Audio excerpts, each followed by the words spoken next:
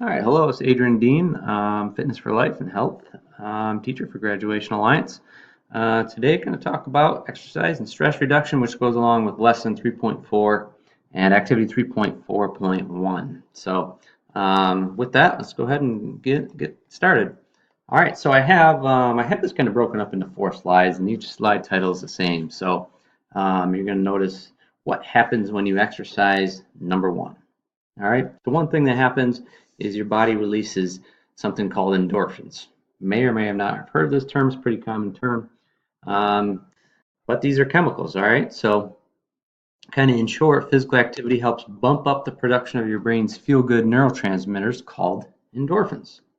Although this function is often referred to as a runner's high, sometimes you may have heard that name. A rousing game of tennis or nature hike also can contribute to the same feeling. So basically, any kind of exercise for a prolonged period of time can release endorphins. Endorphins put you in a better mood and also helps reduce pain. These are chemicals in the brain. They're neurotransmitters. So that's something that happens when you exercise, first of all. And you'll see that in the lesson. What happens when you exercise? Number 2? Well, something else that happens that's kind of odd, it's almost contradictory, is you get more energy. So for example, I go to the gym in the morning, and after I leave the gym, something is very, very hard to get there. First of all, I mean, you're sluggish, you're like, oh, I don't know what I'm gonna do. But just getting started is the hardest part. But once you get started and get through the workout, you leave there, you feel more energized, and then throughout the day. But in the long term, exercise can improve energy levels by strengthening the circulation and the heart muscle, and in return will improve energy levels. So this kind of over time it helps your body, with those energy levels.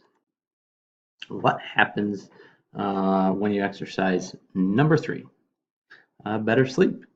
So exercise can provide excellent benefits for your sleep. There's a substantial body of scientific evidence that exercise helps improve sleep. Making exercise part of your regular routine can contribute to healthier, more restful sleep and may improve sleep issues such as insomnia. So if you're one of these people that have a difficult time sleeping or getting to sleep, making sure that you exercise can help with that. The only time it may not help is if you exercise right before trying to go to bed. Sometimes that's hard to fall asleep after, but if it's as long as it's a couple hours before, then you should be fine. But it's those times right before when you try to go to sleep. But in the long run, your body will be able to sleep better and fall asleep better. So something that exercise affects too. Number 4, what happens when you exercise? Number 4. And so this is a big one.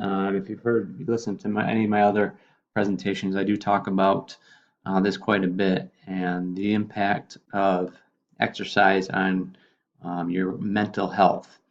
And mental health, some things to consider is improved anxiety, stress, and depression. So exercise is also one of the most effective ways to improve your mental health. Regular exercise can have a profoundly positive impact on depression, anxiety, ADHD, and more. It also relieves stress, improves memory, helps you sleep better, and boosts your overall mood. We already talked about sleep, but this is a definition that I took from another website or whatnot, but about mood. And there's a whole book on the benefits of exercise, in particular the mental health aspects, and it's called Spark. So it's a great book if you ever want to check that out. But just to build on this a little bit, ADHD, we see a lot of people with ADHD, and exercise is one of those things that really can improve those symptoms and help with focus.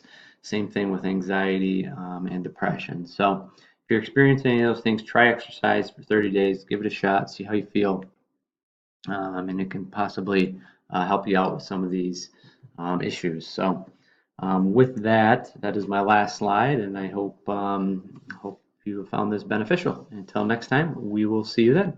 Thanks.